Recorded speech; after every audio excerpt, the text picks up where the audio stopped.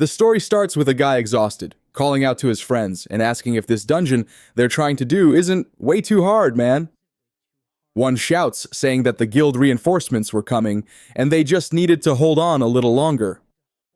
But they were sure that at this pace, everyone was going to end up dying until suddenly a guy appears with a book in his hand and tells everyone to take a step back.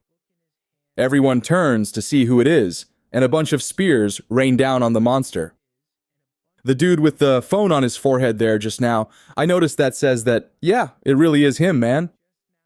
And asked the guy live streaming if they're able to see the Hunter of Hunters. The legendary guy Shinbeke was the one standing in front of them. Someone is watching this live on their phone right now and questions this whole Hunter of Hunters thing. To him, that made no sense since this guy couldn't even attend his own son's graduation. Yeah, you can tell already, right? That kid cursing over there is probably that bastard's son. A friend comes up and asks why he's alone, and Siyun kind of awkward says they're busy. The guys ask him to take a picture, and he helps out. While thinking that it's always like this, his dad is always busy. When he gets home, he sees his mom kind of tired. She's taking care of his sister, who's been in a coma for 12 years, man. Doing those leg movements, I guess, to keep the muscles flexible. That kind of stuff, right? Just in case she wakes up. Cyan asks why she didn't go to the graduation, and she just answers that he should already know why. Angriel, he shouts for peace and asks why not. It was just one day he needed. It seemed like everyone there only cared about the sister. But then someone shows up behind him and says that he was yelling too much. Man, he looks back. It's the badass dad, right, man? Guy Shinbeke, a hunter of hunters. He's about to ask how the bastard got there so fast, but the dad just says he already told him not to raise his voice in the house. With that, Seyun turns to smile, and the dad wants to know where he's going. When our boy says he's going to the training hall, the dad says he's already told him over and over. With the talent he has, it's impossible for him to become a hunter. It would be way better if he just gave up on that already. Obviously, man, that only made the boy even more motivated in training. Truda, who's the coach, says that today he was more intense than usual. The two are locked in shoulder to shoulder until the guy goes for a move, and our boy has to retreat. Whoa, he pulled out a little Kura peak of power there, man. I felt the bastard didn't have any power at all. The attack goes toward Huang and starts wrapping around the sword, but in a second, the guy destroyed everything. Sean, poor guy, didn't understand a thing and was on the ground in a second. The guy still mocks him, saying it might have worked this time if those chains of his weren't so weak. Maybe he'd fight better if he didn't try to rely on that power. Sometime later at the restaurant, the coach says he'll pay for today's meal since he got beaten up. But Seyun says there's no point in trying to pay for anyone when he's broke too. All he wanted was for them to keep training. Joyoung asks why he wants to train even more. The test for the Hunter Academy was already over, so they just had to wait for the results. But Sun Yun shouts, "No!" Most of the competitors had multiple abilities or were regressors. Man, what the heck? A bunch of people already came back from the future. But how does that timeline even work? Explain that to us. And Sun Yun is there shouting, saying that with the garbage abilities he has, it's impossible for him to become a hunter. And if he wanted his father to acknowledge him, he couldn't just sit at home, resting. Yuang takes a look and says that all this just proves he should give up. He's already noticed that the boy doesn't even seem comfortable in his own house. At this rate, Suni won't have anywhere to return to when things get tough. Outside in the rain, a reporter is talking, saying it's been 100 years since the monsters appeared. Decades have passed since those disgusting creatures started disguising themselves as humans. They say they're regressors that belong in this world, but that's just talk to fool everyone, and they need to make it clear that this here is not these people's home. It would be better if all those weirdos went back to the hell they came from. While the guy is giving that speech, Sunun is just standing there with his phone ringing. The message from the test to become a hunter at the academy had arrived. And obviously, to no one's surprise, the fool hadn't passed. Then everyone looks and sees him yelling or saying that this place he lives in was already a hell. 10 seconds later, he's just standing there like a loser in the rain. On the ground. His phone is ringing with his mom calling. He answers kind of awkwardly, asking what it is, and in the next scene, he's arriving home all scared. The doctor says it's crazy to see someone who was in a coma for 12 years wake up in a condition that's actually not that bad. Then the mom turns, crying to another boy, and tells him to say hi to his sister. For sure, this sister, who was in a coma for 12 years, is going to wake up with the most broken power in the world, and he's going to get even more pissed off.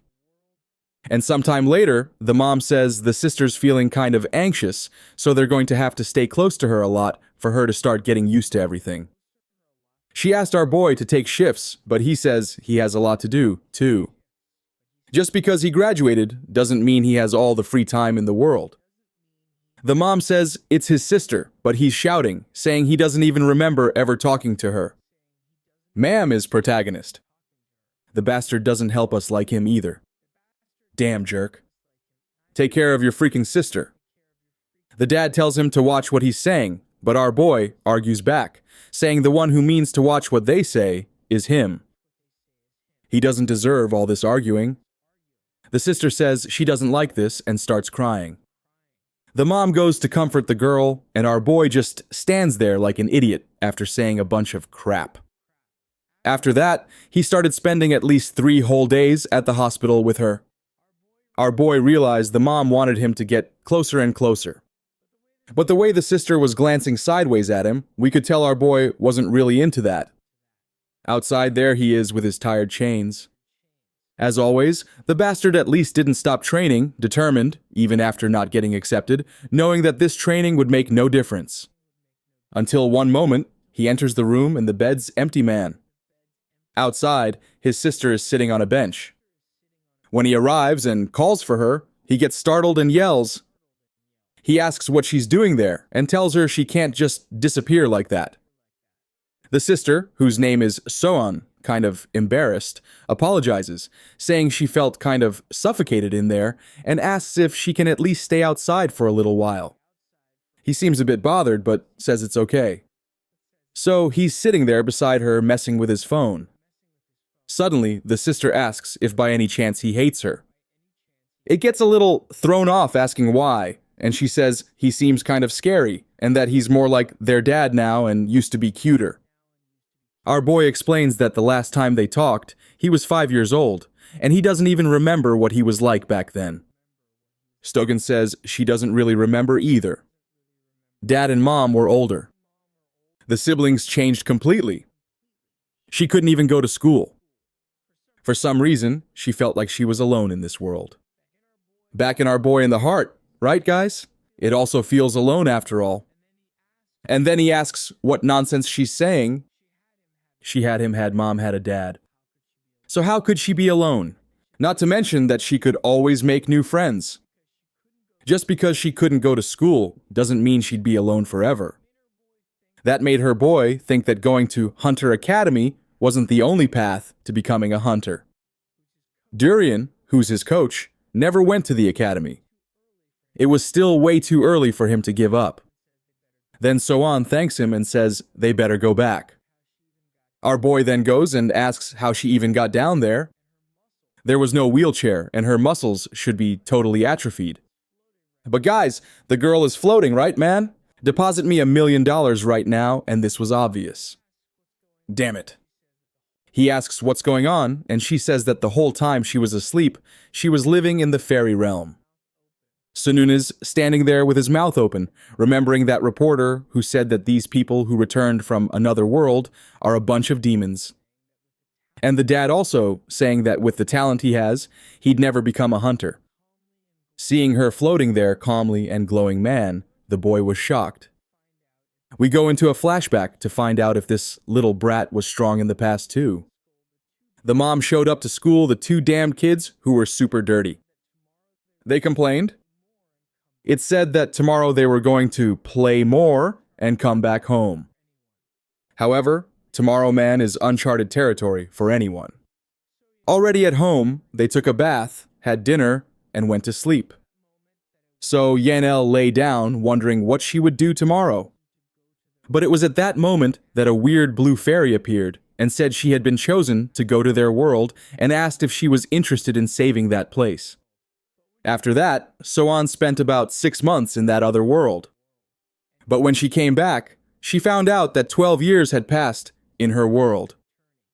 And now in the hospital, a guy says that he's sure his daughter is a returnee. The bracelet on her arm should be some kind of awakened ability, but it didn't work on those who brought powers from another world. The guy then asks Soan to talk about that place she went to. She just says that the fairy explained what she could and couldn't do, how to use magic, and the knowledge needed to survive, and also how to face the queen. The guy's a bit confused, right? He tells her to talk about this queen. She says that this queen was a bad person in that world, and there was a promise that if she could give her a beating, she could return to this world. The guy asks if she came back after killing the queen, and the girl yells, saying no. She managed to solve the conflict by talking, and also didn't learn any dangerous magic. The guy, though, says that none of that matters. The power of returns is always dangerous. That's because most gain strength enough to save another world. That alone was enough for him to be sure that the power she received exceeded that of an S-rank hunter. Lastly, it was common for the abilities of a return attorney to be different from the ones they had in the other world. That's why the relatives need to keep an eye on her and stop her from using abilities no matter what. Tomorrow, the hunter's office would get in touch with her. At the door, Seun heard everything and just walked away a man. Remembering that in the hunter test, they said that his physical skills were actually good for being a hunter. The problem was that his ability was useless in battle against monsters. That's because the durability of his chains was worse than a regular chain. That's why his ability was rated rank F. Oh man, I thought it was like Kurapika's badass chains, but the kid's starving with some Walmart chains. Right then, the sister showed up kind of awkward and asked if he's not surprised. He didn't have to be scared. Besides, nothing had changed from the past, but Seun just told her to get lost, man. The poor girl kind of shrank and said she'd rather be alone. Oh, Sunyun, poor girl. She was there trembling, trying to understand why, but he just shouted at her and told her to disappear. Man, with that, she got up and left. There he was on the street all alone again. Suddenly, he stops and asks himself what he's doing. Why is he so pathetic like this? In the middle of these questions, he notices people kind of gathering and wonders why. In the middle of the crowd was his dad, all bloody as always. Right, man? This guy's working hard. Meanwhile, his sister was at the hospital, looking out the window, remembering the scolding she got. He didn't seem like the boy from before. And suddenly, she vanishes and takes off flying man. She flies a bit over the city and stops in front of that same playground from the past, remembering their mom taking care of the two of them. All she wanted was to go back to those times. She starts crying, repeating that she wanted to go back when suddenly some guys appear behind and she turns around. The blonde one on the right asks what she's doing there, if she's okay. She doesn't really know how to respond, and he says this place has been abandoned for a long time because of a dungeon break that happened. It wasn't good for a poor person to want to sleep around here. She's stepping back, kind of backing off as they approach. When she's about to say that she's fine and knows the way back, out of nowhere, the guy hits her on the head.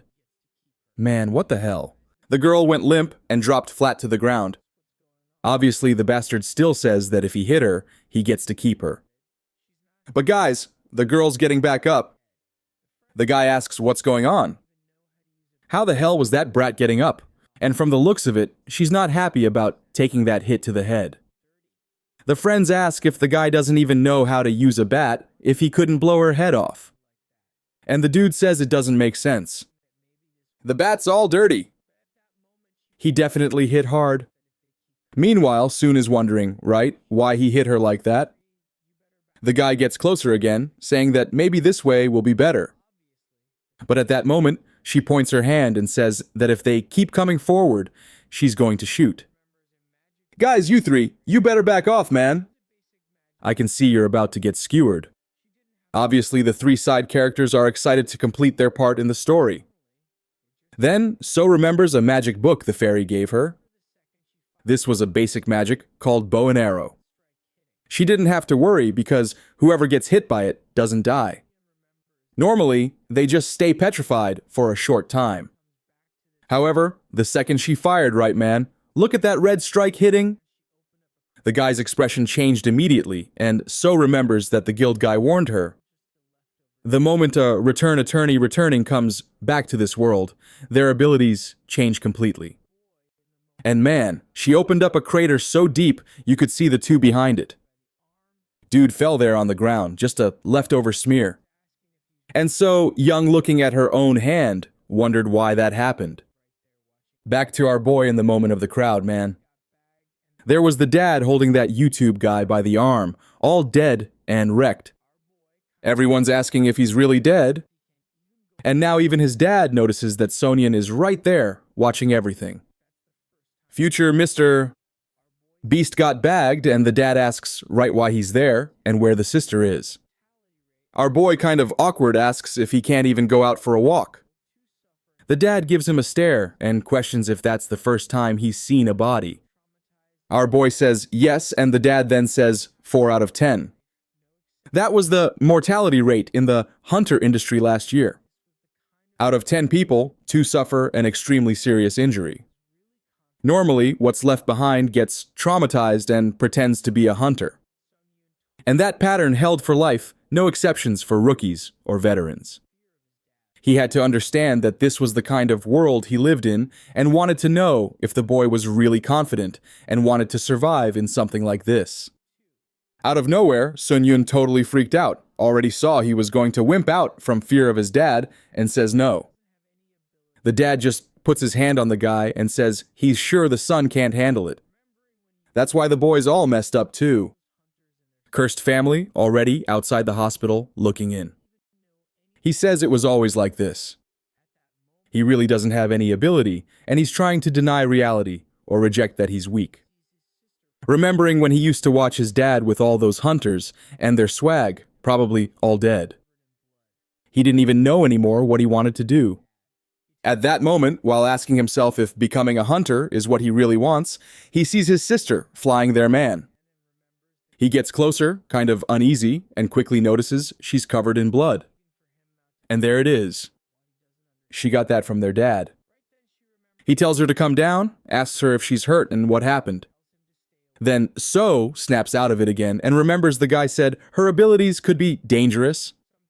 She starts repeating for him not to come closer while he doesn't understand anything. Right then, she remembers the guy she blew up with the arrow shot, tells him to stay away, and out of nowhere, a light explodes there in the middle of the forest. Sometime later, he's knocked into a tree, all wrecked too.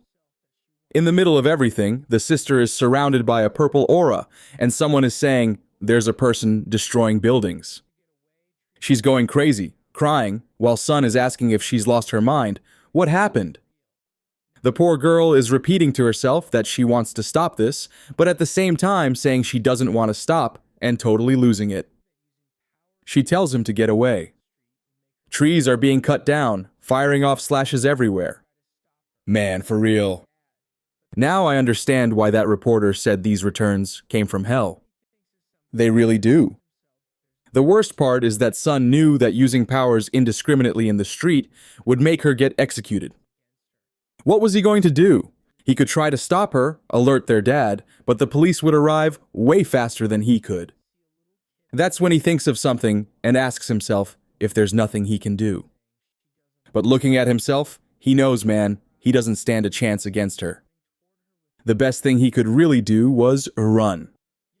In the end, none of this was his fault.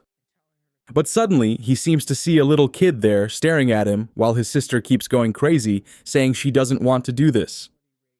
When she opens her eyes, man, she sees him running toward her with those tired chains, dodging everything, yelling, asking if she could hear him, and telling her to calm down. At that moment, our boy remembers what his dad said right about the hunter mortality rate, man. He's not even officially a hunter yet and already risking his life. But at the same time, he came to the conclusion that risking your life is what a hunter does. Then he yells, telling her she needs to calm down and break free from that confusion. Soon starts to wonder why he was going so far for her. She wasn't the same person he used to know. The fairy suddenly takes her hand and asks what the problem is. She was the heroine who had saved their world, but soon answers no. In that other world, she was only physically an adult. She didn't have any friends and was dangerous. She had barely arrived and already killed a bunch of people, and everyone hated her. The fairy, though, says that's not true. At the very least, she'd never seen anyone risk their own life to save someone they hated. The chain gets close, and in the next scene, she throws the boy with her in her arms, crying. Problem is, the police are surrounding the place, right, man, so things won't go smoothly for him. Our boy sees himself as a little kid, all happy, and says that at least he managed to do that. Another dude shows up and asks his friend if she saw what that kid did. With that, the incident was handled by the police. They made sure nothing reached the news, but the obvious result is right, man, so on ended up in jail. The guard shows up and says visiting hours have started. While being led down the hallway, she remembers how much her mom cried as soon as she found out she'd be arrested. The guy opens the door and she thinks it'll be her mom, but who's their man? It's her dad. She sits there all slouched, tries to explain things, but he interrupts and says he's there to get her out of that place. That woman with glasses, who came and spoke with her, has the power to read people's memories. She was able to see in the memories that she was attacked first and used her power to defend herself. By law, that act of using force was justified. So, obviously, she couldn't be imprisoned for it. Since Soyeon's only from the fairy world, she doesn't get any of this justified action, use of force, legal stuff, right? But the dad explains, basically, it means she's not guilty and that's why she'll be released. Awkwardly, she tries to say she killed someone, but the dad says the person she shot didn't die. There are tons of users who can recover from any kind of wound, so he's probably fine by now. Man, healers in this world are buffed, huh? The guy was okay, fine then. But So is just crying, saying she feels relieved. The dad says nothing. And then the glasses woman asks if they're done talking. He's outside and says, yeah. Then the woman explains that they couldn't pay the hospital bill, and he's definitely going to face punishment for that. The dad replies that it's all good. He's already relieved that it'll end like this. The woman tells him not to worry since everyone there owes something to the great hunter Shinbei. What she wants to know is why he's so sure to say that. The person she attacked surely must have died. Shinbei says that maybe when she learns the truth, she'll be more emotionally stable. The woman says that makes sense and hands over a document telling him to take it. Here he reads a document for his daughter. Suddenly, he frowns and asks who sent this. Apparently, that dude from the foreign showed up, must have been him who sent this mess. Meanwhile, Sagan hasn't even recovered and is already back at his practice man. The boy's great talent is throwing a chain that catches a can. He's standing in front of a guy there who doesn't seem very impressed. He wants to know who that crazy dude is, and the coach replies he doesn't know either. The guy says not to worry too much about him and to keep doing whatever they were doing. Suni, though, replies that he can't focus with a damn commentator beside him talking crap. The guy, however, asks if it's really because of him. Is he really going to say he can't focus in a real fight because of something so trivial? That kind of triviality would definitely happen in a dungeon. And if he can't concentrate just because someone's eating chips next to him, it already shows he's not ready. Right then, Seyun steps forward and asks if the old man knows him. This guy's about to pick a fight right now. Sunyun is going to talk about how much he practiced.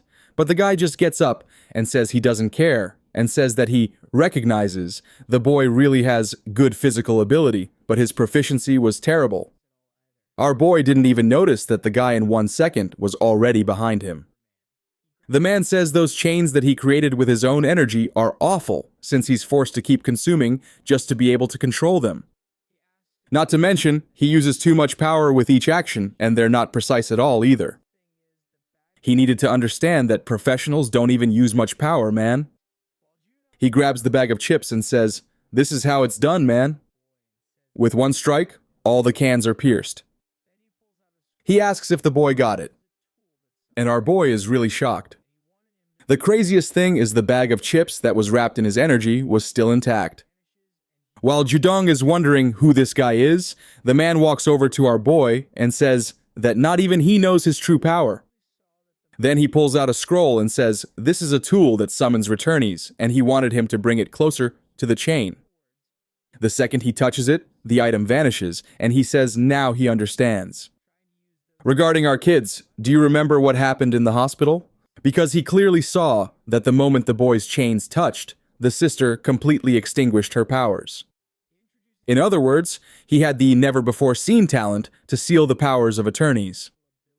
Trying to use those chains as a weapon was the true definition of wasted talent. Confused, Sun asks how he knows all this and who the hell he is.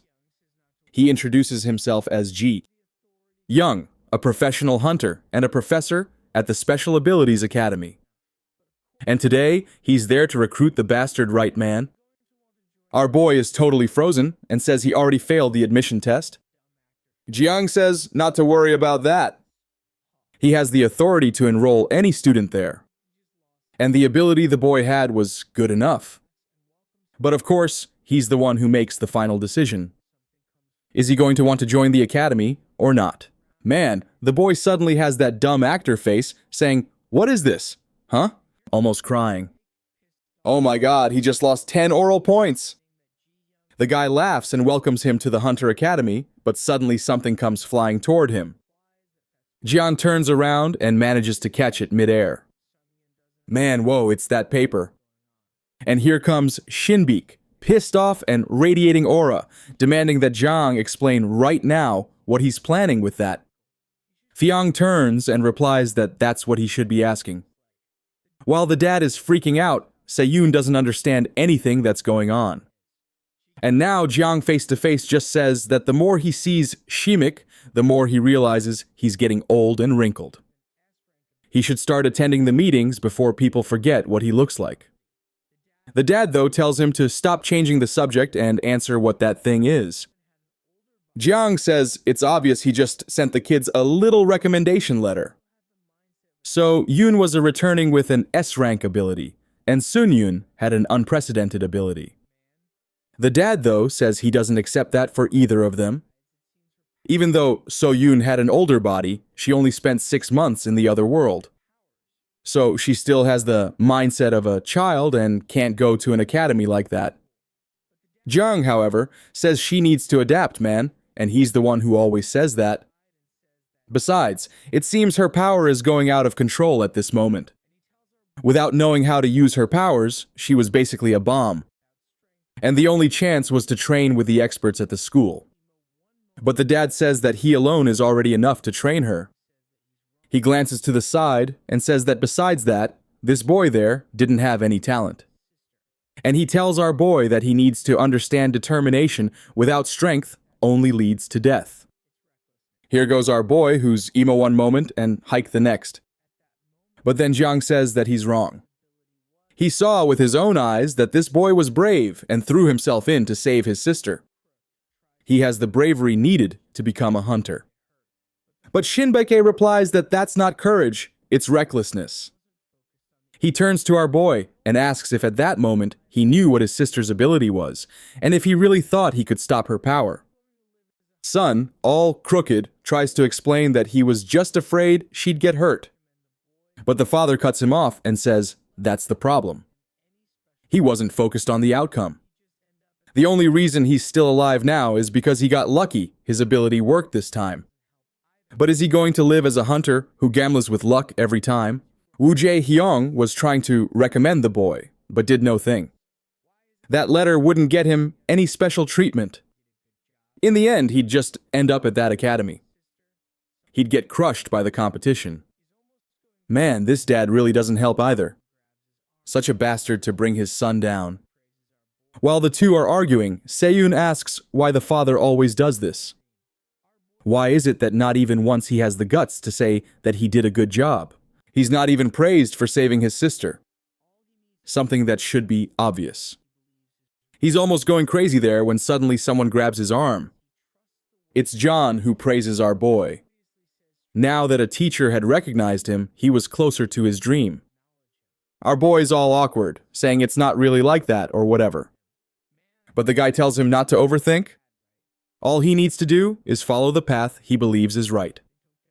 Looking at the chains in his hand, he says he trusts the work the boy has shown, and obviously says straight to the father that he shouldn't care about people who don't acknowledge him. Even more so with someone who doesn't know a thing about him. Man, I thought this dude worked for the dad, right? Like some kind of spy. But apparently, they don't get along either. And the dad says now, and he understands why the kid is so obsessed with becoming a hunter.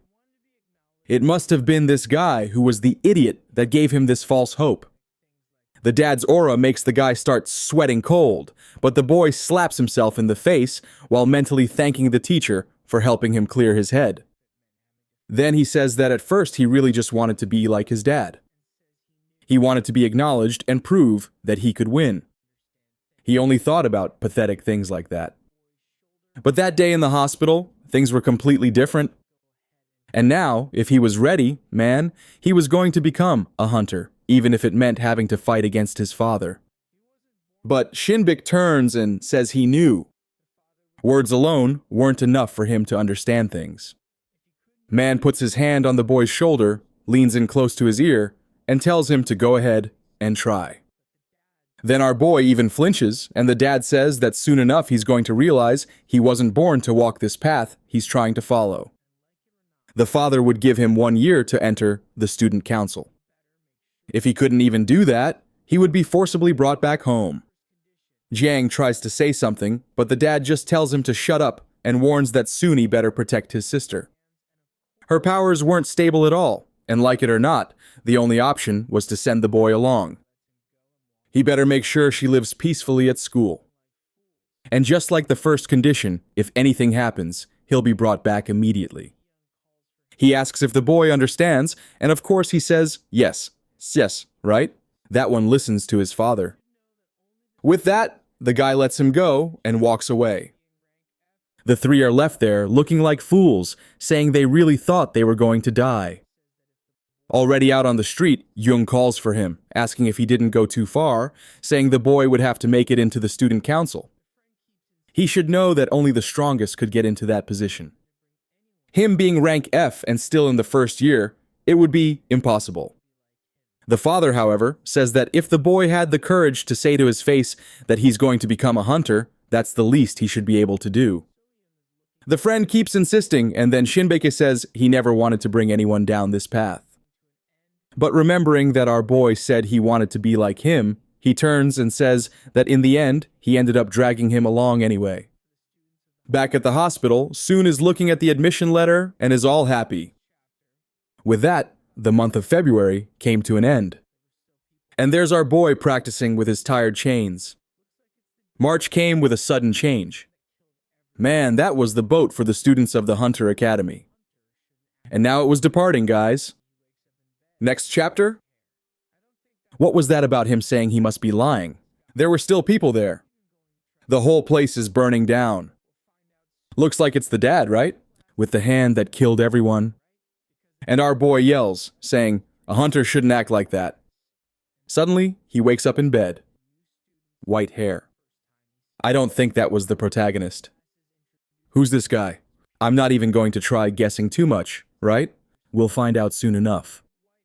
The one with glasses asks if he's okay, right? Because it looked like he was yelling in his dream. He says yes.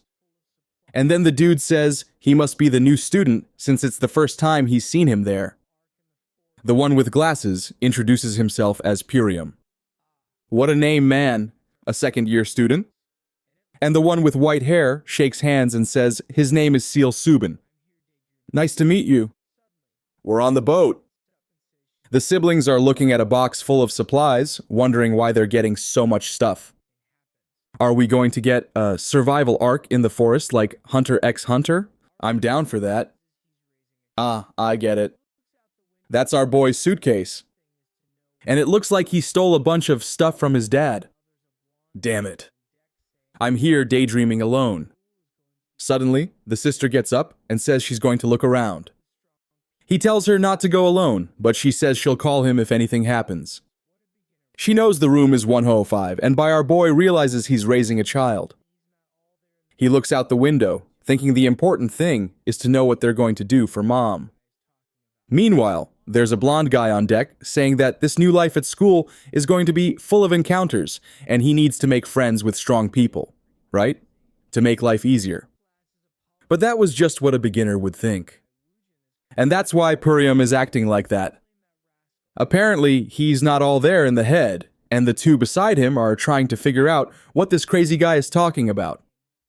The blonde returns to normal and says that getting close to other students is good. But next time, it'd be better to bring along a really pretty girl of his age. The one with glasses apologizes, saying, "This crazy guy, Wuan, is kind of a girl addict." I don't blame that rascal. And there he is annoyed, saying he's been looking all over and hasn't seen anyone. But look who he ends up seeing. Right, man, feeding the birds. She's kind of sad that the birds aren't taking her chips when suddenly she drops the bag. But at the same second, Woojun shows up, picks it up, and hands it back. She all cutely thanks him, but this guy, man, he's not right in the head. Right away, he says that she couldn't attract any birds, but she managed to attract someone else. She's a bit confused, while her friend wonders if it's okay to let this lunatic keep acting like that. Purium replies that since she's not running away, it's a revolution. A lot of people there had already participated before. The only downside was they had to pay a crazy expensive fee. Suven says it makes sense to pay. After all, whoever graduates from here doesn't need to worry about work ever again. But remembering that hunter who burned everything, he says not everyone deserves that qualification. Purium glances over and wonders where Woojun was going with the girl. He says it's best to follow since that guy's not right in the head. And there they go, man. Next scene, already in the room, she brought the guy to meet our boy, or actually brought him to report him, because right then she says, our boy should forget it. This guy was following her.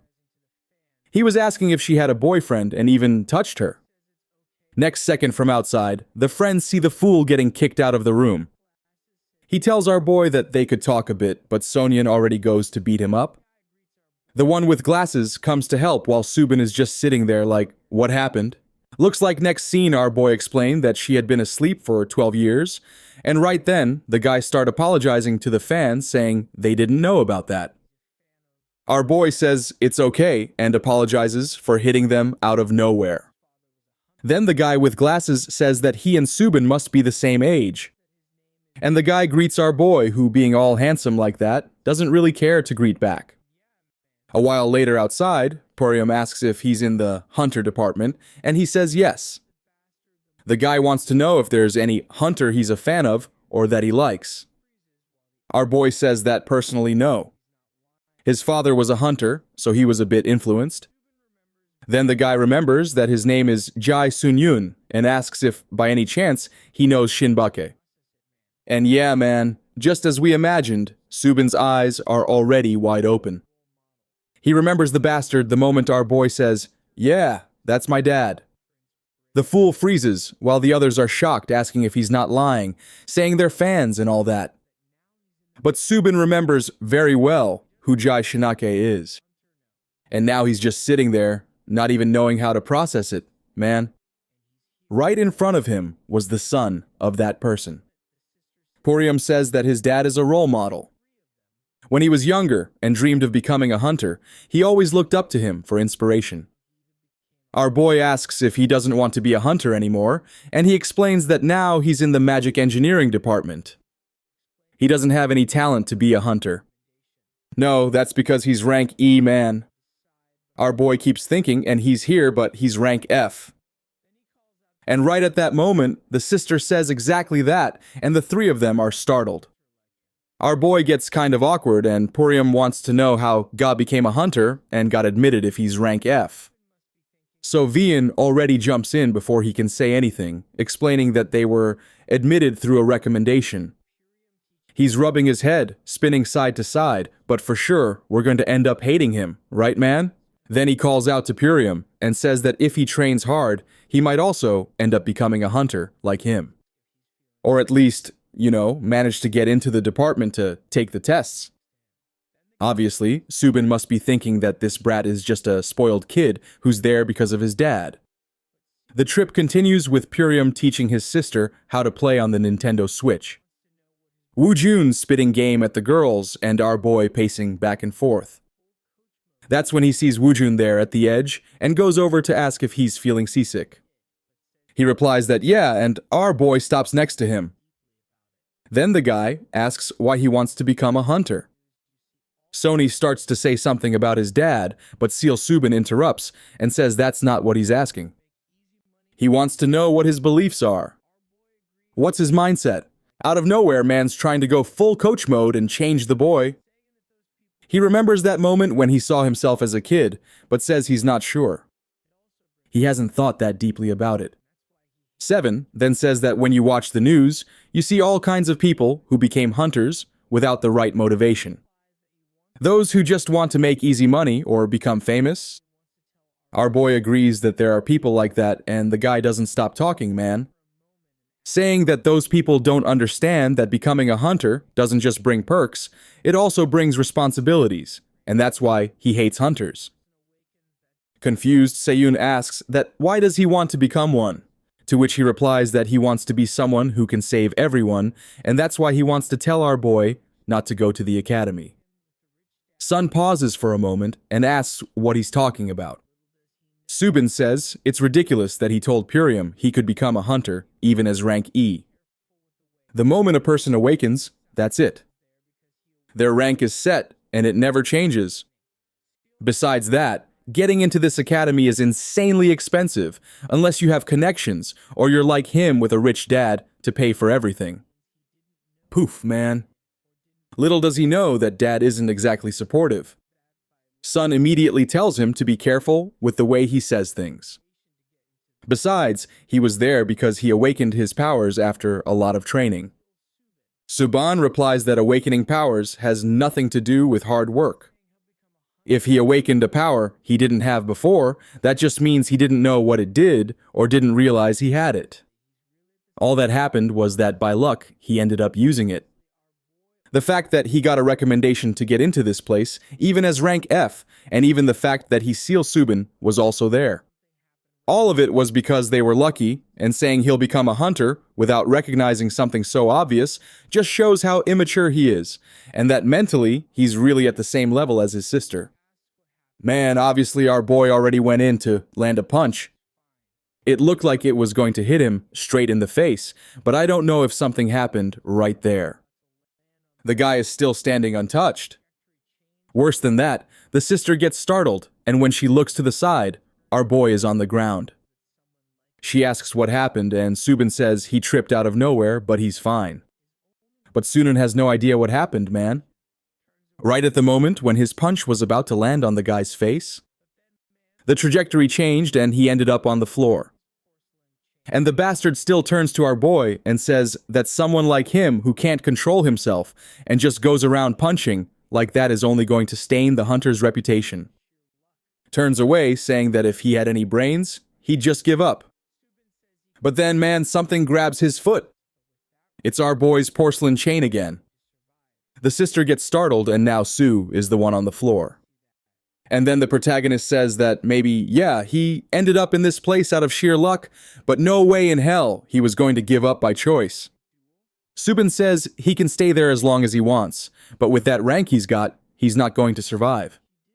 And our boy just replies, then I want to see that midnight. they'd meet to settle things. Yo, calling the guy for a midnight meetup. What is this kid? A romantic duel? Sometime later, it starts pouring rain and Sodian is remembering the fairy, saying she didn't want to disappear. She suddenly wakes up and sees she's alone in the room, gets up, calls for Sunan, but notices he's not there. So there she is in the hallway, wondering where he went while dying of fear.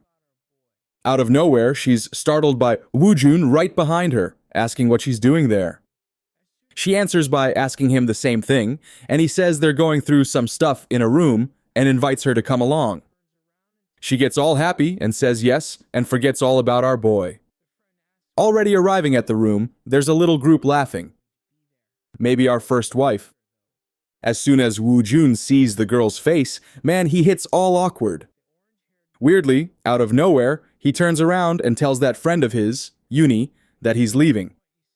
The friend asks why, and he says she didn't mention that girl was going to be there. Our boy's sister, though, already walks in all happy, saying the place is full of food. The orange-haired girl tells Wuen not to just stand there like an idiot and come sit too.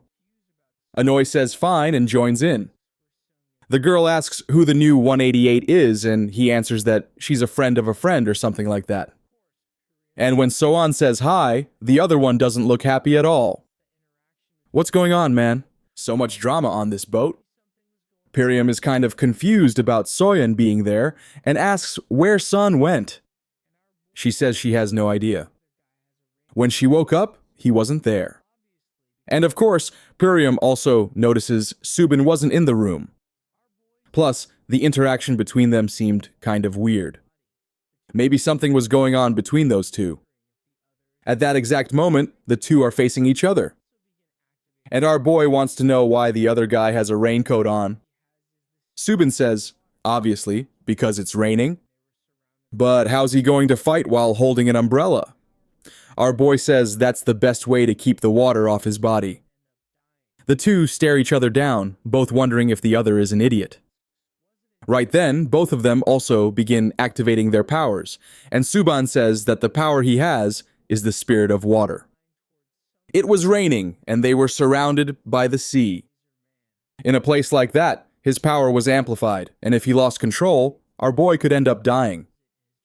But Seyun just throws the umbrella aside and asks, wasn't it him who wanted to start this? In the same second, the guy says, all right then. The spirit of water starts flying towards Seyun and fires off a blast, a laser man. He dodges, which surprises the guy, then activates the chain and throws it in his direction. The dude says, that's impressive. But of course, the chain is easily destroyed. For Nefrank, it wasn't bad. It was just weird that the chain was weaker than a real one. Seun's already in shock, man. The bastard had two spirits. I'm just here to say that with what he's using, he's not going to accomplish anything. The resistance was so low, it couldn't even be used to attack or defend. Now there's our boy doing flips, dodging everything. The only thing he's got left. Once again, he pulls the chain, launches another attack, but the thing shatters against the wall, and the bastard even asks if that's the only useless tactic he's got. He should have realized by now that he hasn't taken a single step since this started. It's time he understood why he doesn't belong in this place. The boy says that it's exactly because he hasn't moved or taken a single step that he didn't notice. When the guy looks down, man, there were some little chains by his boot. And the worst part is our boy had already hooked them to the grate before the guy could do anything and pulled him backward into the wall. And our boy says that he's only been using the same tactic because it's the only thing he can do. I thought he was about to drop an epic line, but the kid's just humiliating himself. Now, yes, he really humiliates the fool man, saying that he was bluffing, apparently because he doesn't seem to have that high of a rank. That's because if he did, he wouldn't be getting beat up by an F rank like him. Subin then changes his expression and says that, all right, let's start taking this seriously. Sun tells him to just come, but now we're back in the room with that buff guy saying this is theft. Looks like the girl there pulled an SS-ranked character full of steel stats and all that, and she's kind of awkward, saying she just got lucky. So asks what this is, but they come explain it's a board game. It seems to analyze the power of the person creating it, and the character sort of matches that. Damn, so that girl, there is S of rank man broken. Now it's Purium's turn, who clicks the little button and creates a B rank mage. What? I didn't really like the concept of this game, bro. The game's supposed to be badass. It's going to be trash. Just leave that for real life. But Purium is explaining that the same tech used in this game is the one he uses in the training equipment. Woman, he handed it to So and told her to test it out. Thank God the thing didn't activate, but she's sad, wanting to know exactly why not. He's kind of confused. The blonde guy has no idea either, and the orange-haired girl says maybe she's too weak or doesn't have enough power. When suddenly the device says that player 5's ability couldn't be analyzed, and it was estimated that she might be a regressor.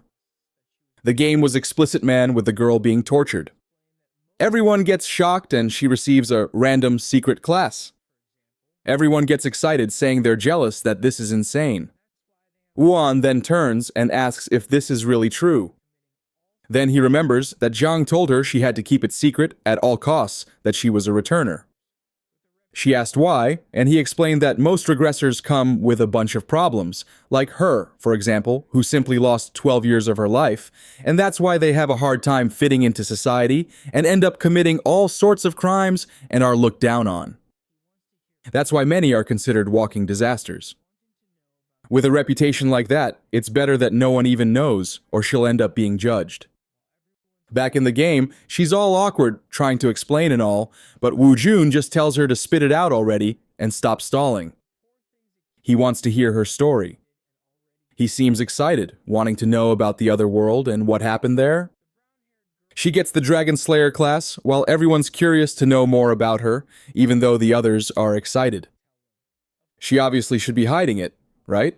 But poor thing's a kid, weak-minded, and already getting all excited, right? Because no one's scared of her. The brown-haired girl says they don't care about that, and at that moment, she gets all excited and says, okay, she's got to tell them. Of course, the orange-haired one probably doesn't like this one bit, right, man? And right away says she heard that most regressors face countless creatures and opponents. By any chance had she already killed someone? Right then, Soen remembers the guy whose chest she blew a hole through.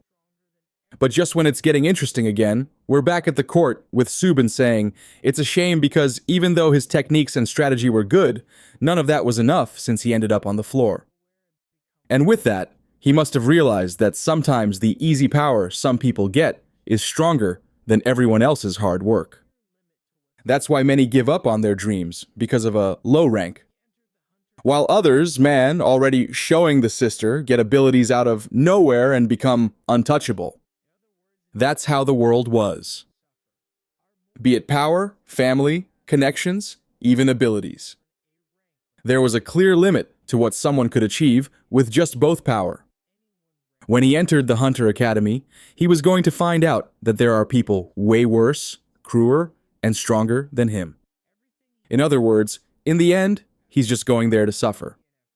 Our boy, though, man, says that his dad wasn't even an S rank or an A rank when he started. Even so, he already achieved more than anyone ranked A or above. They cleared countless A rank and S rank dungeons and saved countless people. Everything he did was basically through pure effort. He might be an F rank, but he wasn't going to give up that easily.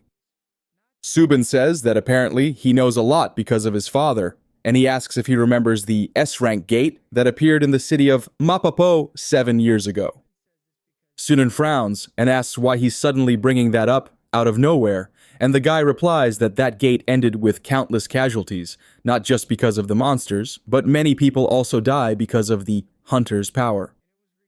The protagonist asks why he's bringing that up, and Subin says it's because no one criticizes anymore what happened back then. Seymoon is about to say that the hunters had the reasons, but Subin interrupts and says that it was his father who killed the younger sister he had. And it was ridiculous for him to say that he had no choice but to sacrifice a bunch of people to save a few. A hunter should protect everyone. Once again, he asks what Seal Subin is trying to do while he's going through all this, and what kind of hunter he wants to become. While all of this is happening, there's someone peculiar listening from the side. And of course, now we're back right at the moment when the orange-haired girl asked if she had already killed someone. No one could say anything. And obviously, so got all awkward. She kind of got tangled up in her words and suddenly stood up saying she was going to the bathroom. She put her hand on her chest, looking a little embarrassed, and ran off. The fool laughed, and then Purium asked Midori why she brought that up out of nowhere. She kind of off-apologizes and says the girl is in the engineering department anyway. Even Purium says no, she's in the hunter department. Suddenly the girl changes her expression and says that in that case, she's not ready. A hunter isn't someone who just has to kill creatures. Sometimes they need to kill other people, taking lives as part of the job. And with that mindset, she wasn't ready to be there. Sodium went to another part of the boat. Her heart was pounding and she kept wondering why she ran away. All she had to say was that she hadn't killed anyone.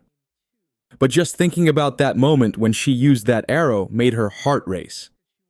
She still feels like she doesn't deserve to be there. Once again, she remembers the fairy and wonders if she'll really be able to make new friends. That's when someone appears beside her. It's that girl who was there in the game too, saying hi and introducing herself as Modan. She asks that she wants to go back and play there in the room, but So just says no. The girl says that's a shame because it's the first time she's seen someone get a secret class. So apologizes but says she's not sure if she wants to participate. Thinking about what she went through made her scared. Maud says she understands how she feels. She awakened late when she was already in high school. The problem is that it happened while she was in the middle of class. She lost control and most of her friends got seriously hurt. But even so, she believed in herself and she wasn't going to let anyone intimidate her, especially because she regained control and managed to survive that. All she has to do is try hard so something like that doesn't happen again. Then So remembers when she spoke to San, who is the Fairy of Dreams, and asks if there wasn't a crying stone there before, and how it moved. The fairy explains that she just talked to it, and the stone went away. Yeah, it really was a crying stone, and now it makes sense. And the fairy explains that she shared her pain with a stone, and with that it felt better, and left because that stone, the clouds of people, all shared the same tears, and that's how many friendships were formed. So smiled and said she was right. All she has to do is try. While they were thinking about heading back to the room, an attack happens and grabs their attention. They follow it, and of course end up right in the middle of the protagonist's fight. At the moment when Subin was talking about the Mappo incident 7 years ago, Samian replied that no one blamed the father because he wasn't at fault back then. He had his reasons, and it was necessary. Right when the guy shouted that his sister died and his father was a murderer. So was startled and hid, trying to understand what they were talking about. She only clearly heard that 7 years ago her father had killed Subin's sister. Then the guy asked why Seiyun wanted to become a hunter. The protagonist responds that he already knows Subin wants to be a hunter who saves everyone. But he, on the other hand, never even thought about what kind of hunter he wants to become. And he knows that a lot of people on this boat think the same way he does. But regardless of whether he had a goal or not, if he was taking it seriously and giving it his best, that's what mattered in the end. But that just makes Subin even angrier, who says that they're completely different from each other. He went in again, but our boy managed to dodge, grab his stomach, and throw him to the ground. This Suban guy isn't right in the head either, man. Out of nowhere, he starts screaming. A laser shoots up from him, tearing through the clouds. Then one of the spirits comes right up to our boy's face and sends him to the ground. But he notices something strange. The spirits were starting to disappear, and once again Seiyun comes back, man, but now lands a hit right in the middle of his face. That's when he realizes that out of nowhere someone had placed a power seal on his arm. For sure it was when our boy went in and grabbed him by the stomach. Right. What he can't understand is why a mere student had something like that. Obviously, right? The bastard stole everything from his dad. And then our boy says that in the end he's still getting beat up a lot. Angry, Subin comes at him again while his sister is wondering what they're going to do. Then someone appears next to the two of them, asking what's going on. In the middle of the fight, Subin was wondering what's up with this person who has such a meaningless goal, taking things so seriously. He says that regardless of the goal, what mattered was what he did. That was completely wrong. They were not the same at all. Then Subin remembers the day of that dance when he woke up in a desert in the middle of nowhere. Man, around him were countless bodies of a bunch of dead and buried people. That day, he ran endlessly through the ruins, wondering why that happened to him. What kind of coincidence made him deserve that hell? The ground was soaked in blood, but the stars were shining like never before. He stumbles, crashes to the ground, and wonders why no one helped him in that tragedy. If they were hunters, they should have helped everyone there. Then he sees an illusion of himself older, saying that he would become the person he needed, someone who would save everyone. And now he's remembering Sun saying that they're the same. But he was sure that if that wasn't true, then they were completely different. That's because he always wondered why hunters with the best powers always only use them for selfish desires. He then tells Seong that he needed to take all of this more seriously. Sunyoung, though, just replies that learning responsibility and why he wants to be a hunter is the reason he's there. They stare at each other for a moment when suddenly they both hear something to the side and look. A really weird guy had fired a shot into the air, and our boy asks who he is.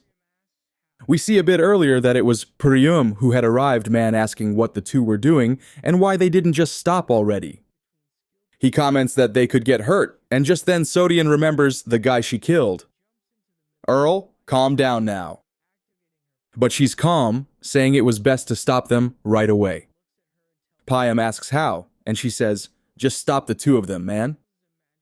Just get in the way, and they'll stop. But the guy says that a fight between skilled people is like jumping into a shootout. Then Soon imagines that if she jumps into the middle of the fight, it could end up activating her powers, which would be even worse. The kid then looks at her and tells her to stay there, that he'll handle it. The weapon he pulls is a magical tool, the ad, and that's how he fired the shot and made it go off. All this drama just for this kid to fire a shot into the air and try to give both of them a moral lesson. Luckily, right after that, Jiang shows up from behind and asks if he really fired a weapon. As far as he remembers, magical tools aren't allowed in the academy or on the boat, so the three of them would have to go through discipline.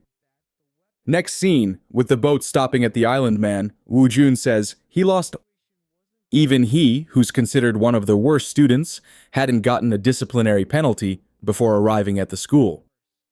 Suda is apologizing to Purium, who says it's fine, but in the end, it was his fault for firing the weapon. Besides that, the weapon he brought was something the teachers asked him to develop, so the situation wasn't going to be that bad for him. But then he looks at our boy and says that for them, things were going to be worse.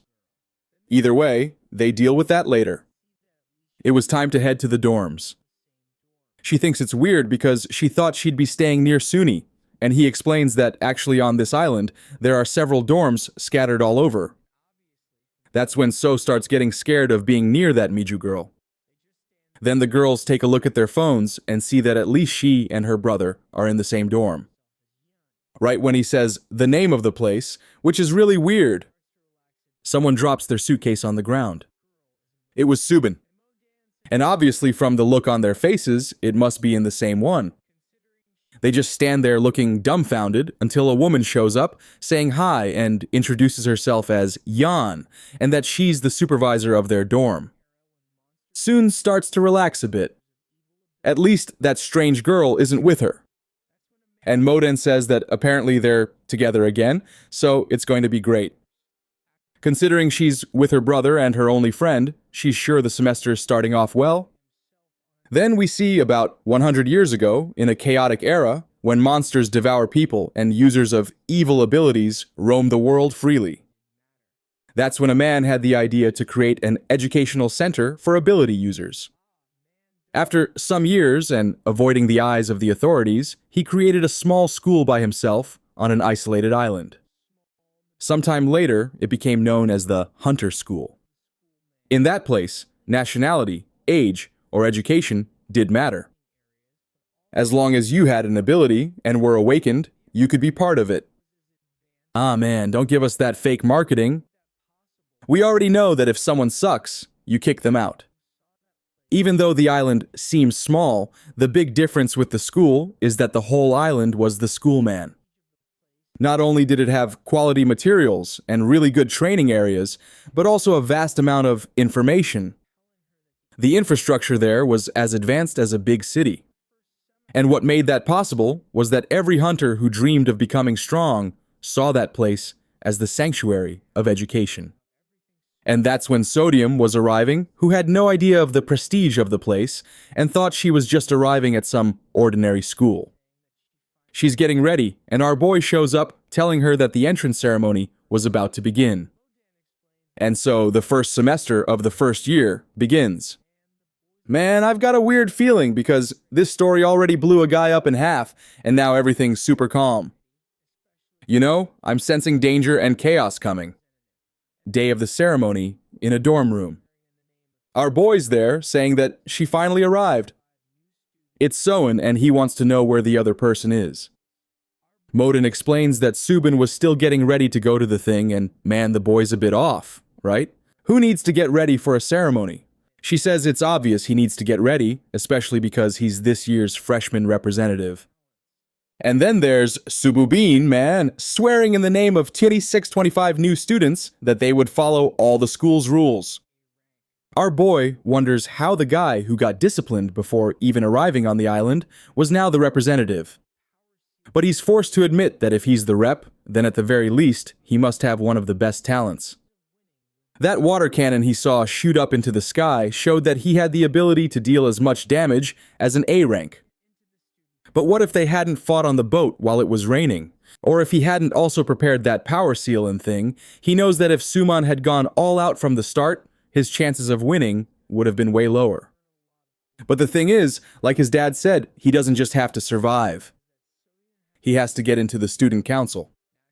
He didn't have time to be happy just because he got admitted. Classes were starting right after the ceremony, and he imagines that since it's a hunter school, he's going to be able to learn a lot of cool stuff. That's when Young shows up, the supervisor, and says that Soon has to head back to the dorm. Now, she explains that her class is going to be different because she hasn't even finished elementary school. And Yan says that for the first few days of school, while the others are attending morning classes, she'll be studying to pass the equivalency test. She asks what that is, and the woman says it's just the basics, man. She has to study Korean math, English, social studies, science, and all that stuff. Obviously, the poor girl already hated it because she thought she was there to use powers, man. But she's already in the car, and off she goes. Sometime later, it's our boy's first class. The first thing Safadi was going to study was hunter ethics.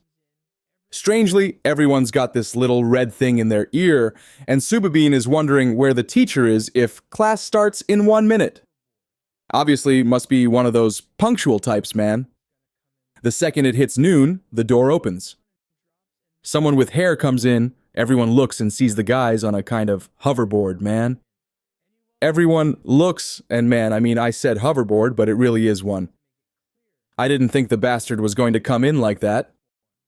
The guy looks at everyone and drops, and nice to meet you only in Japanese, introducing himself as Hajiar Jin, and he welcomes everyone to his class. Before anything else, he wants to make it clear that he hates the school.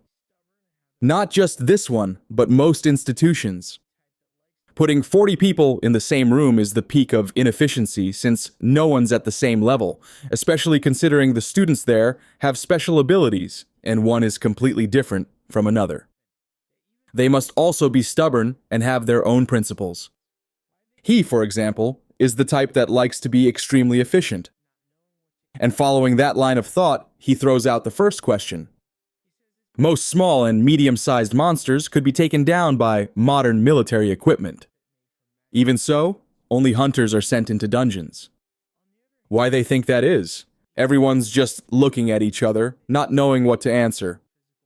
And he says it's simply because of the economy. He says it's because weapons and tanks are extremely expensive, and there's a chance that the profit made from magic stones won't even cover the cost. On the other hand, a hunter just eats and poops. Even if they exert a huge amount of physical force, they're still extremely cost-effective.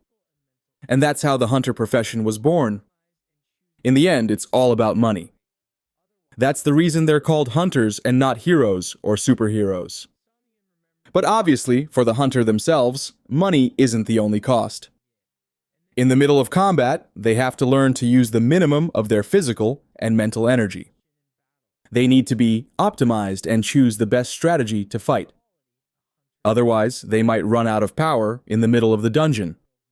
Seon remembers Jiang saying that he spent too much energy in everything he did.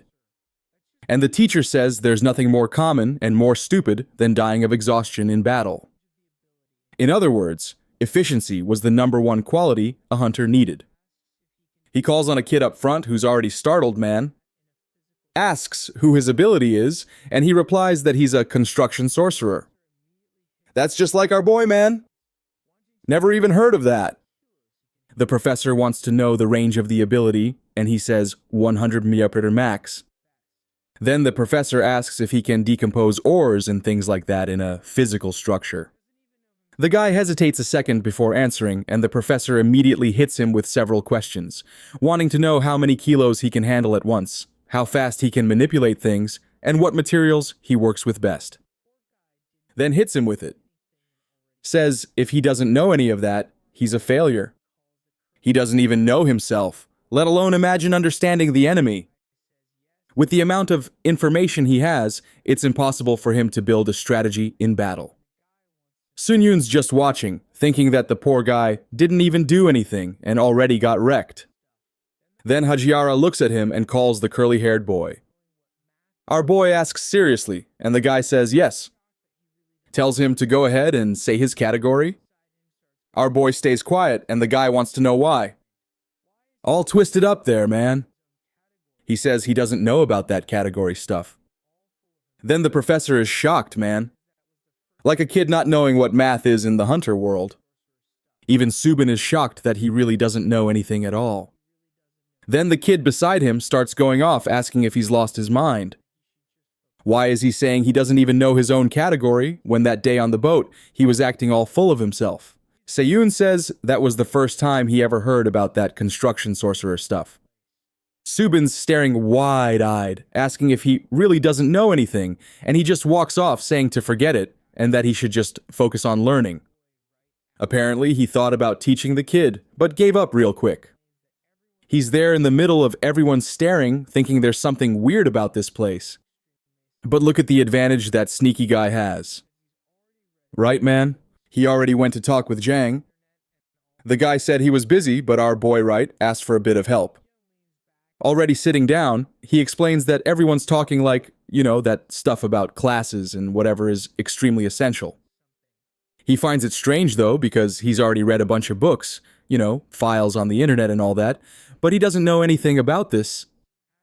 Jig leans back and says the internet and books aren't going to help him in this case. Then he leans in and asks if he can ask something. Did he at least have an ability user license? A little awkward, Seon says. Not yet. And right away, the guy jolts, asking how that's even possible. Even if he didn't want to become a hunter, an ability user has to have one. Our girl explains that he was never able to get one since kids and teenagers need parental permission. Right away, gang understood, right, man? It was the fault of that bastard Shimbek who did everything to stop him from becoming a hunter. He then explains that at least his sister, who's a returner, has to have a license. But whoa, she's all confused, asking a license for what? Jan apparently got a call from Jiang, right? And is just finding this out now too. At that moment, he closes his phone and our boy says it's fine. When he becomes an adult, he'll get one. But the guy says he's screwed if that's the case. Also, he wants to know how the kid's been training if he doesn't know anything. Xiun says he always trained physically with Zhang, but Jurian always said he couldn't teach much about the boy's ability because it was too complex, and he had no idea what it was about. But Zhang says that wasn't the case. For sure, he didn't do it, not because he didn't know, but because he couldn't.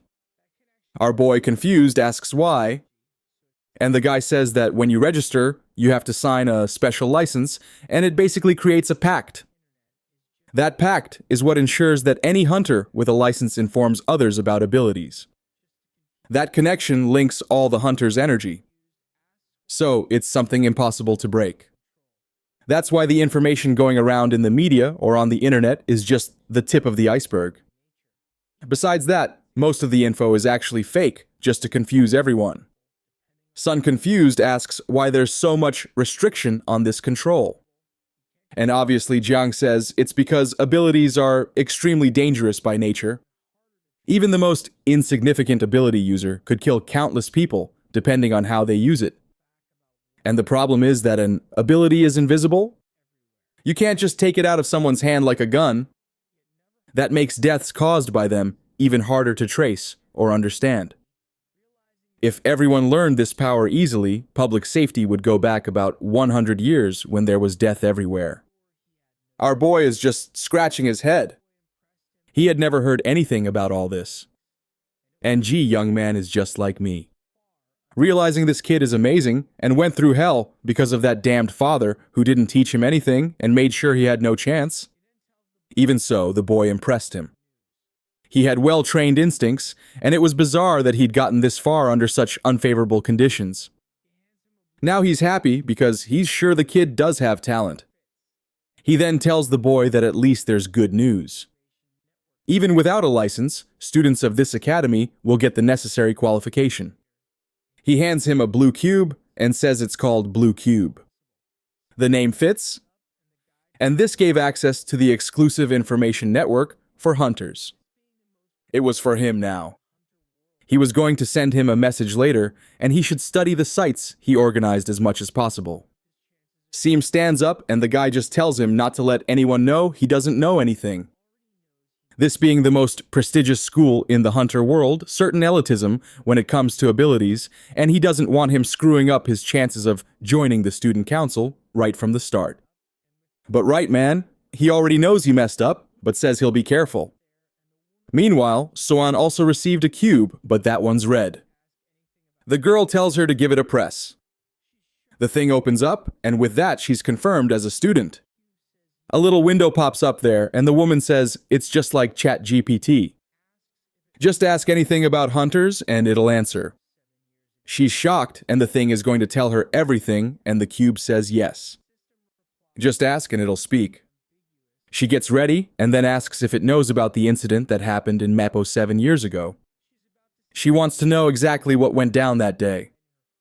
The system replies that the words are ambiguous, and it's not understanding. What kind of incident is she referring to? She's about to say it's the one where countless people died, and her father was there. But the woman already interrupts and says that kind of question isn't a good idea. How about asking something exactly like the questions her friends ask? Shortly after, the teacher tells her to take a look at the school chat. Apparently, some anonymous messages inviting people to eat, others posting cat pics. So says it looks pretty normal, and the woman says, yeah, the students are actually normal, not crazy in the head like certain people. Until a message pops up asking who was in Hunter Theory class today. There was a guy there who seemed to not know absolutely anything. The person asks what his name was, and someone else replies that it was some guy named Jai Sunyan. Seems like the boy doesn't even know his own category. So, how did he get admitted to this place? She's already seeing a bunch of people trashing her boy, and some even saying the school is corrupt. But in the little corner on the right, someone's saying he's cute. Where are you, naughty girl? Show yourself to us. Meanwhile, our boy is walking around the school already doing some studying. Right, man? At least the kid's trying. A message asks if they should investigate. And now someone's standing in front of him. The one who answered in the chat that there was a way to find out is now saying hi. It's two reporters asking if he's Guy Sung-yoon from the Hunter department. The moment he confirms, the guy already gets excited and tells Emily to grab the camera. Damn, they're really not going to make life easy for the poor guy who's already all messed up, doesn't know anything, has a tired chain power, and is still getting slammed. The guy introduces himself as someone from the school's journalism club. They go after all the interesting news. Out of nowhere, he slips a ring onto our boy's finger. Pretty suspicious hot man. The thing lights up, and our boy asks, "Right, what is this?" The reporter laughs and says that, just like everyone said, he really doesn't know anything at all. That thing was a rank measuring device, and it already confirmed he's rank F. Out of nowhere, the guy raises his arm and says, "A rank F got accepted as a hunter." If he publishes this in the newspaper, it'll be quite the headline. Obviously, while the guy is reporting the news, Sunyun's not happy at all and asks who allowed him to do something like that. But the guy just holds out the mic and wants to know what little tricks he used to get admitted. The rumors in the community say he paid a hefty sum to the school. Others say he's the son of some extremely famous hunter. Our boy, though, loses it, goes up to the reporter, and tells her to lower the camera. She gets scared and obeys, but the friend says no, she can't call herself a journalist acting like that. Sun just says things are going to get physical if he doesn't give back that ring. The weird guy smiling like a lunatic says if he wants this interview to end, he'll have to knock him down, which is impossible for a rank F student. But there he is on the ground, man, begging to be let go, saying he'll return the ring. No need to worry. Sunyun, though, is already wondering how he's supposed to get into this so-called student council with people like this around. Next scene, something says that changes came quickly. Hajara says the creature combat tests would be conducted in teams of 3 or more. The guy in the tank top tells Seun that his team is already kind of full. Another one replies that unfortunately he doesn't have space for the boy either. And a girl says they only accept people of rank C or higher. What was his man? Poor guy is already seeing that everyone is going to reject him. So he goes up to the professor and says there's not much he can do. No one's accepting him into a team. Poor guy. And Hajiara just replies that if that's the case, he's going to have to do the test alone. He gets surprised and startled, but he's already face to face with the test monster.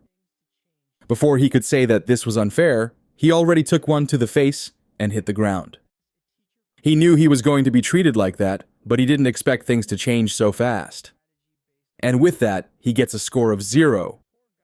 In another class, a teacher calls for student Jae Sunyun and tells him to come up with a dungeon strategy based on what's written on the board. The poor guy, though, man, is still learning about abilities. How is he supposed to come up with a dungeon plan already? The guy keeps firing questions at him, and he gets them all wrong. And then the teacher already comes down on him and wants to know why he's even in this place. He just apologizes, right? Man, kind of angry, but can't say much. Already at the cafeteria, he's there stewing in rage. He didn't care about the students, but the teachers were trash like this and were already getting on his nerves because that bastard just kept asking him questions the entire class. Not to mention, it was clear he was giving him the hardest questions. How was he supposed to know the weakness of a monster that showed up in 1986? Then Sovian shows up and gives our boy a little hide, but he gets startled. Maud comes and pushes her, giving a little wave and making a face at him, which already tells him that with the terrible reputation he's got, it's better not to get too close to his own sister. Otherwise, the poor thing's going to suffer by association, and things will just get harder for her too, especially because he didn't care about that kind of treatment. From the first to the last day at school, he's always been alone, and nothing's changed. The only problem for him is the whole student council thing. At this rate, it'll be hard to get an offer. He needed someone strong by his side. And look who shows up. Subin asking if he's going to eat alone every time. Our girl asks what he's doing there. And Subin just ignores her. Says, of course, nobody wants to be friends with a person who knows nothing. Damn. Subin alone your whole life. Because the moment someone sat in front of you, you stood up until Subin says he had something important to talk about. It was about his older sister. He asks what, and the guy says it's because she's in a situation that's not looking good. He's a bit confused and tells him to explain the details.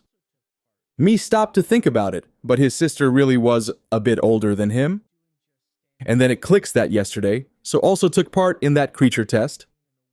The blonde turns around and asks what she's doing just standing there. She's a little confused, not saying anything, and the woman asks if she doesn't know how to use a weapon or why she didn't use any ability. Moan tells her to calm down and says she did her best to make sure everything went well. The blonde wants to argue, but turns around and says, fine, then forget it. Off to the side. So apologizes and Subin hears everything. He says it seems things worked out since Modan handled it, but apparently Sonium is already being talked down in her class. The poor girl is thinking that just as expected since that day she's been having trouble using magic. Jigong had already warned that if she used her powers and got involved with that mess, she'd end up in the teacher's radar. She remembers the guy she killed, the fact that something happened 7 years ago with her father, and that whole cube thing no one lets her explain. All of that leaves her tired and confused about why school is so exhausting. Suddenly, she dozes off and wakes up sometime later to see the class has already ended.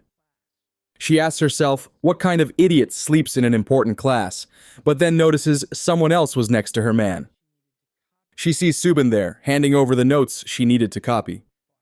She thinks about stopping him, but remembers that he fought her brother. He gives her a hard stare. She gets startled and runs off. She's on the stairs alone telling herself she's an idiot when someone shows up behind her and asks why she's crying. Man, who's this guy? Ah, right. It's the guy from the board game. Maybe he's a good person. I hope. He tells her not to be sad over something so silly and says he can show her the notes. She thanks him and he gets a bit awkward. The guy says just to follow him, but when they get to another room, Janelle calls out to Unbe and tells her to show the notes to the girl. So realizes that the bastard was pretending to be nice, but he hadn't taken any notes either. The girl, a little embarrassed, says that he warned last time it would be the last time, but he's doing it again. He, however, says that actually it's a freshman who couldn't take notes and is asking her for help. Dumb there, looking a bit awkward, and Janelle says he can afford to fail this year until Soan speaks up and says if she doesn't want to show them, then she doesn't have to. Asking someone to do something against their will is kind of wrong. Suddenly, Janelle's expression changes, and he says that with the way she's talking, she's making it sound like he's doing something bad. Without even knowing her properly, he stepped away from what he was doing just to help her. So why is she acting like that? But Sovian man just replies that she really does think it's something wrong. People in the back start laughing, and she walks away saying she's leaving. But what the hell, man? The limit grabs her arm and says she's not leaving like that. Apparently, she's really talented at making people look like fools. She tells him to let go, but he says she'll have to clear up that misunderstanding before she leaves until Bam soon smacks him right in the nose. What the hell, man? The whole room is shocked and Janelle is stunned that he's bleeding. Trying to understand how she managed to hurt his body. Was it some kind of ability? She says no, and he says it's impossible he has the body of a martial artist. Someone with her physical build shouldn't be able to do any damage. Then he says now it makes sense because she's a regressor. Obviously he said it on purpose so the whole class would find out. Some start saying that if a girl with that kind of body, her martial artist, she must have used an ability. Janelle asks why all regressors are like this. Does using an ability on someone mean nothing to her? He charges at her saying he should have known since back on the boat. But suddenly, something slams into his face, man. It seals Subin, saying he sure has a big mouth for someone acting unjustly. Janelle asks who he thinks he is, and he just responds with his name, saying he's a freshman this year. Besides that, he's been watching everything from the start, and hasn't seen So Young use her ability even once. Janelle says that's impossible. She had to have used her ability, otherwise there's no way she could hurt him. And now he just realized Subin used an ability, too. But he just ignores what the fool said and says Janelle should already know that regressors have extremely superior physical ability. And besides, no one in this room saw any kind of power being used. So it's clear she didn't use anything. In the end, even if she had used it, he was the one who grabbed her arm first. Not to mention, he clearly exposed her secret on purpose and lunged at her. Compared to using an ability, his actions were way worse. Janelle goes after him, saying he's going to beat up the scrawny kid. But man, out of nowhere, there's just a flash of light behind him. And he answers that he never runs from a fight. Strangely, some girls nearby raise a sign with his name out of nowhere, and Janelle realizes he's about to get beat and embarrassed. Back in the cafeteria, he tells our boy that he understands he's trying to avoid his sister, to protect her, and not mess things up for her. But now that everyone knows she's a regressor, her life isn't going to be easy either way. Our boy puts his hand to his face and says he doesn't understand why, but things are never easy. Mr. takes a look, sees the sister, and asks what he's going to do. It's not like he has much power to help her either. Then out of nowhere, Woojun's right next to him saying that maybe there is a way. He turns, asking when the crazy guy even showed up, and Woojun says this instant ramen used to taste better. Back in the day, they were softer, tasted better, and had more meat. The old lady from the cafeteria was way more skilled. It's just a shame that accident happened. The two are still staring at him, not really understanding, and the blonde guy slaps the table, saying he misses the old cafeteria lady. Subin wants to know what he's doing there, while Seyun says that's not the important thing. He wants to know what Woojun meant when he said there was a way to fix this. They turn and say what they need is to improve her reputation. If it started to be spoken of more positively, for sure people would bother them less. Sean replies, then it's easier said than done, and Wuhan says he has to get ready for the observation class in 2 weeks. Armoy asks what that is, and he explains that it's a match that will happen between classes 90 and 91. All freshmen have to participate, and the ones who come to watch aren't the parents. No, man! It's the top hunters in the entire industry, including members of the biggest guilds and the famous ones, the heads of corporations, and all that, man. Everyone involved in the hunter world comes to see the freshmen. Unfortunately for our boy, right, his dad is a hunter. So at the same time he has a dad. He also has a hunter, but he sees it as a great opportunity to improve his reputation. Subin, however, says that if you count the number of people, that's a lot. How is that even going to happen? The guy says that last year they were divided by student ID. If nothing changed, it'll be the same way. All he has to do is find a ranked student to train with and show what he's got. If our boy wanted it, he could give him the name of a really weak kid. But man, as if that's what he wants? Woon's already kind of confused and sure that bastard wants to fight against a rank A or rank S. Sometime later in the library, he remembers that he talked to Jiang and asked to take a look at student records. Obviously, the guy said, "Right, man, that only teachers could see that." But the sneaky guy, it seems, handed him the card to deliver the welcome message to Chiang. He went to check out the students and find out who the regressors in these classes were this year. He doesn't say so, but it looks like he found out who they are.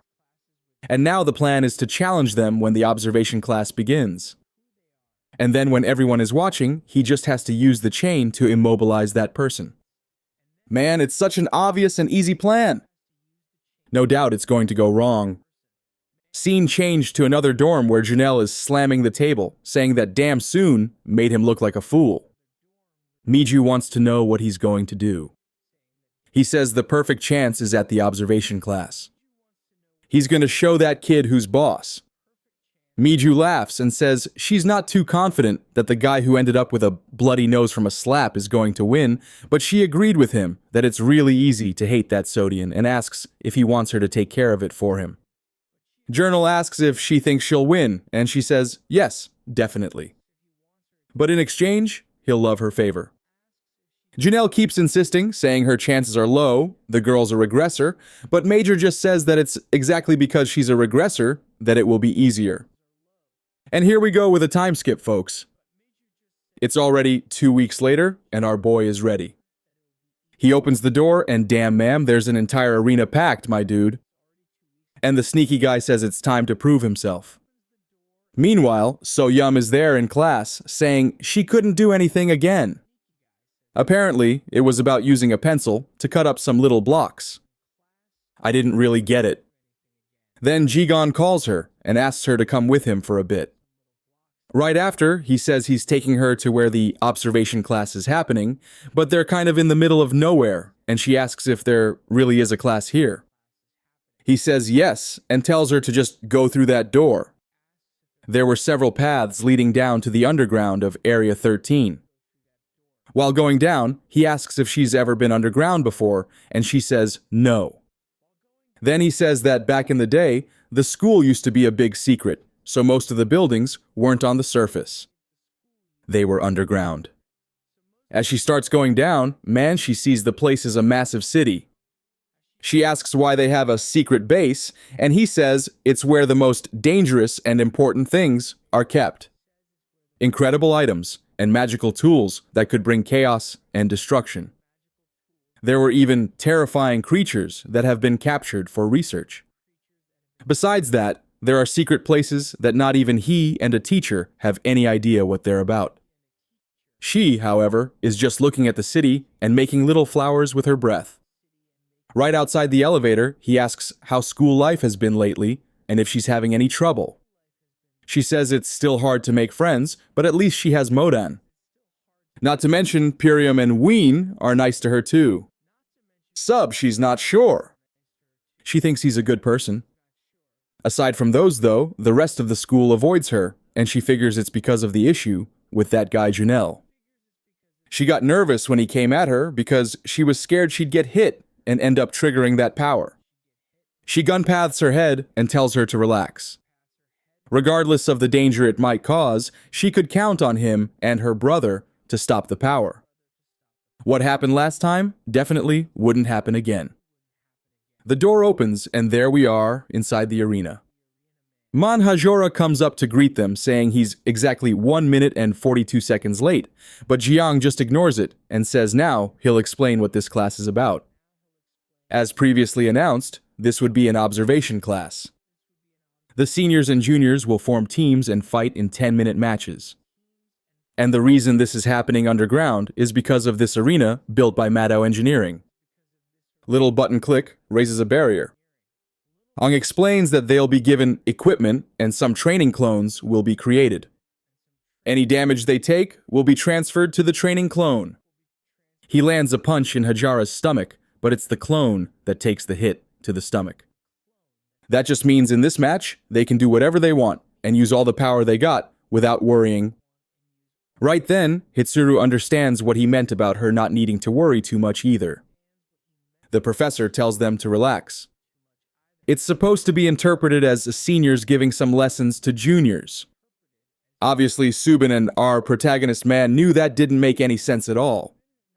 I glanced to the side, and all the hunters there were staring at them like they wanted to eat them alive. Those guys were all from the corporations, man, and it looks like there's this Shinzong girl from Estrella Roa and someone from U. J. They're extremely important guilds, along with these other corporation guys and so on. There's a whole bunch of them, like 4 big names. If I say them all now and you'll forget, so when they do something important, I'll tell you. Looks like the nerdy glasses guy thinks it's kind of pointless to waste time on these kids. But the guy, the older one on the left, his name is Kangho, says it must be his first time at one of these observation classes. He might be thinking this is going to be a friendly match, but all the students must have realized already. Everyone sees this as a chance to show off their abilities to countless guilds. In other words, what they're doing here is scouting for talent. So it'd be good to pay close attention and not miss anything. Otherwise, those bastards from J are going to snatch up the gems. Walking around, Woo Jun is chilled so far, wondering who his opponent's going to be. He's looking in our boy's direction, saying he's the tastiest. But actually, he's looking at the girl behind him carrying a sword. And Sunun went up to her and challenged her to a duel man. Everyone was shocked, and the girl looked kind of confused. But our boy's got a bad reputation, and people around are already mocking him, asking if dogs just like getting beaten up. The girl just turns around without saying a word and walks away. Man, Steuben and everyone else is asking if he's lost his mind. He had to know that girl was a regressor. But for our boy, that was the biggest advantage. As long as his chains worked like a sealing weapon, he had a chance to win. Ween comes over and compliments him, saying he must have an ace up his sleeve to be this confident, but agrees it was a good pick since she's the weakest of all the regressors. Seun asks why, and he says that for some reason she doesn't use any ability. Seems like she only fights with magical weapons and sealed her own powers at the end of last year. In the end, he was going to be fighting against a regressor that doesn't use any regressor abilities. It was the perfect chance for a like on this video that helps Mamoru make more juicy content for his viewers. Activate the cheeky little bell and I'm